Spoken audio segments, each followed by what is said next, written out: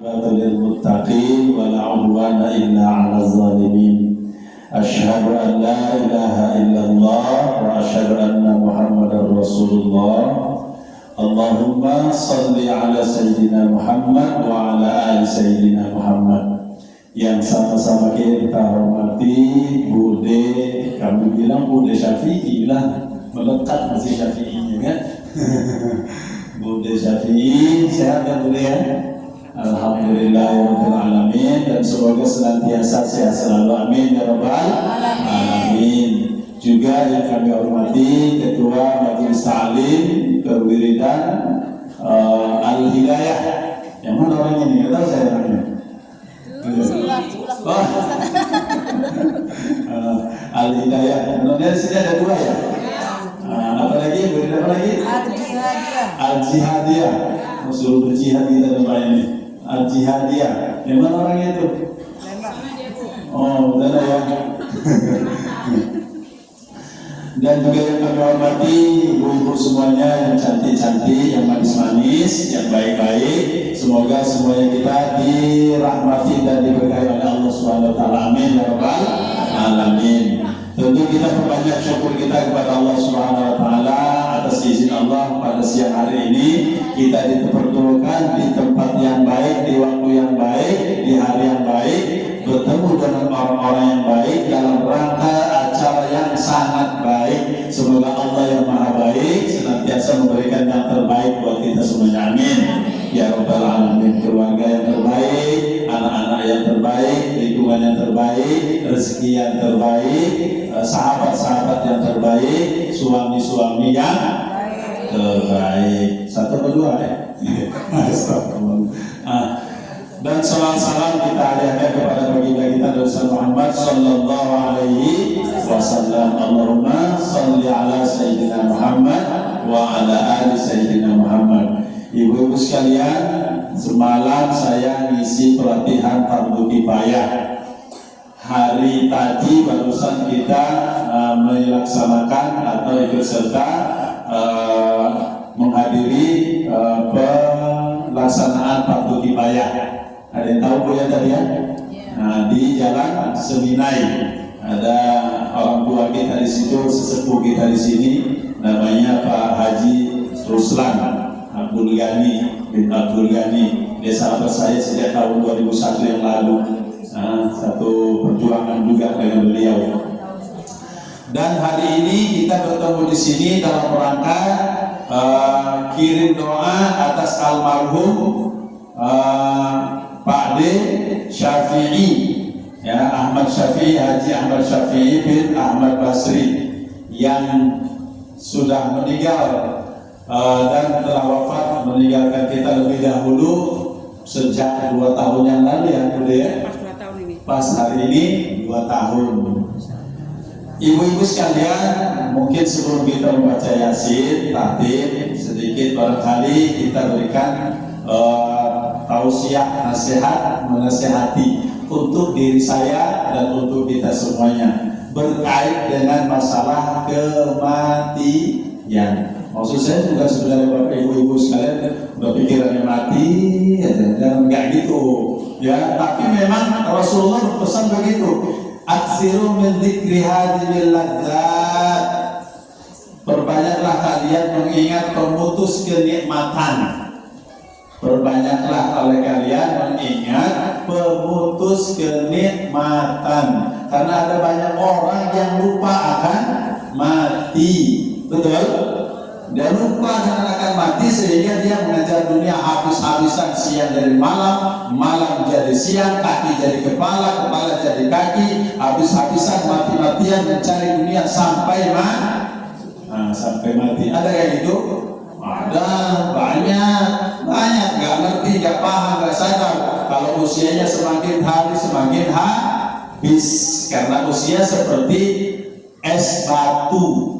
Es batu dipakai tidak dipakai dia akan tetap habis. Kita begitu Bu, ya, usia kita dipakai atau tidak dipakai untuk kebaikan dia akan tetap habis. bis pada akhirnya nanti akan menjumpai ajal. Idza jaa ajaluhum la yastakhiruna sa'atan wa la yastaqdimun. Kalau ajal sudah tiba, tidak bisa dimajukan, tidak bisa dimundurkan.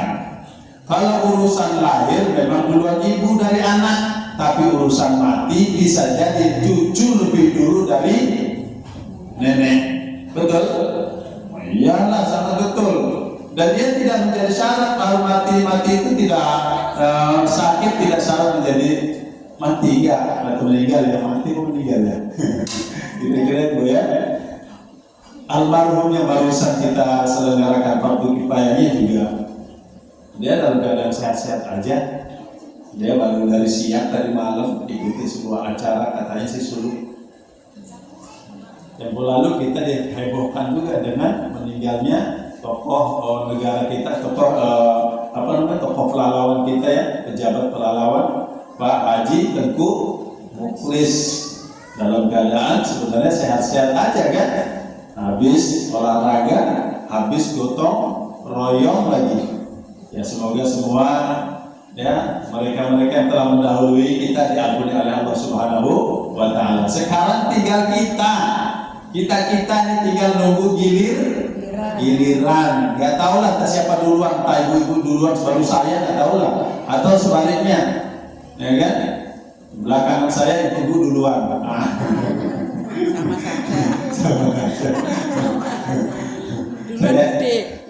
Saya ikhlas saja kata Kiai Haji almarhum Haji Zainuddin MZ ya kan gitu, terserah.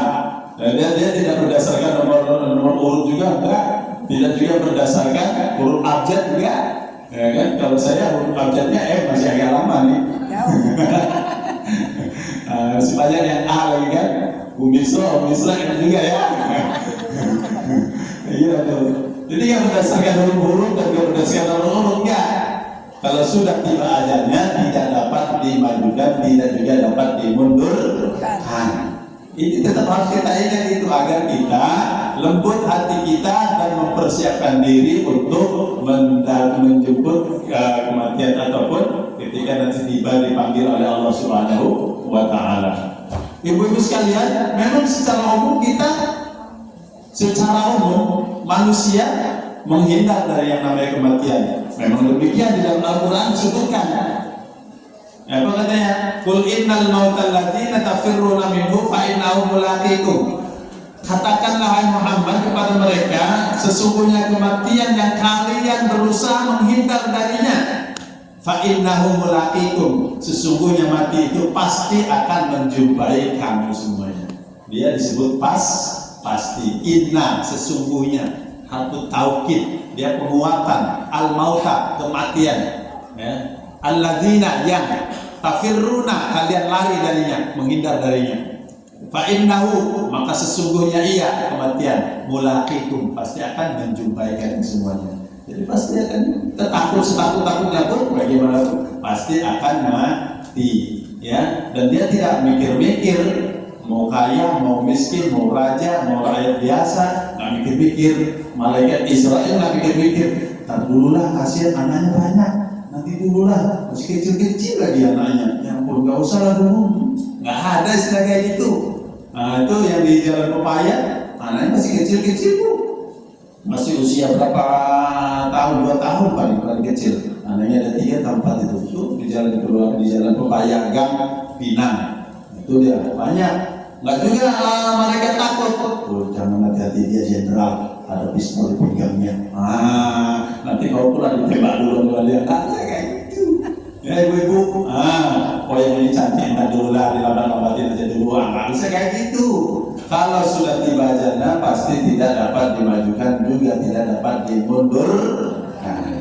Jadi makanya kita harus tetap senantiasa waspada, ingat mati, ya. Tapi jangan lakukan apa sedang makan ingat mati, sedang kerja ingat mati, tak jadi kerja nanti, nggak boleh juga kayak gitu, ya ibu-ibu sekalian. Nah dalam hal ini ada sebuah pesan yang sebagian orang mengatakan itu bukan hadis, I'mal lidunyaka ka'annaka ta'ishu abada. Berbuatlah kalian untuk duniamu seolah-olah kalian akan hidup selama-lamanya.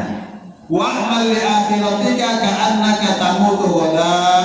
Dan berbuatlah untuk akhiratmu seolah-olah kamu akan mati esok hari. Jadi kalau sedang ibadah, ibadah secara khusyuk. Kalau sedang bekerja, bekerjalah dengan semangat, gigih, ya kan, optimis. Kita akan mendapatkan rezeki yang halal. Nah, ya, ibu-ibu sekalian. Jadi ketika kita sakit, nggak boleh juga kita berpasrah. Ada dalam Al-Quran surat An-Nisa ayat yang ke-96. Allah sebutkan dia, Innal ladzina tawaffahumul malaikatu zalimi anfusihim.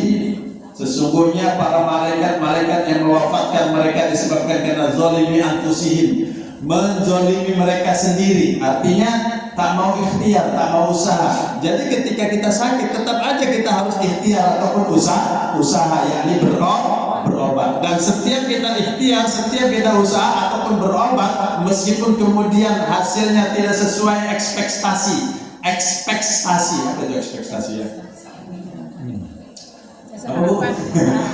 Sesuai dengan soalnya di Ustaz ini tentang cabai kan dia beragam karena sojilan.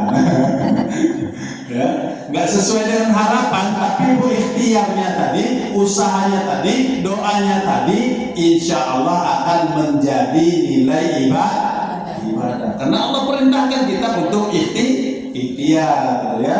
Walaupun segala sesuatunya sudah ditentukan kapan kita ajalnya datang, ya kan, segala sesuatunya sudah ditentukan, tapi wajib ikhtiar usaha. Jadi meskipun kita menghabiskan harta, jual ini, jual itu, habiskan ini, habiskan itu, segala macamnya kan, sampai habis misalnya seperti itu menjadi pahala. Nggak boleh berpasrah begitu saja. Udahlah biarin aja, dia sakit situ, nanti kalau sakit sehat nanti sehat itu. Kalau kalau mati juga ya nanti itu. Nggak boleh kayak gitu.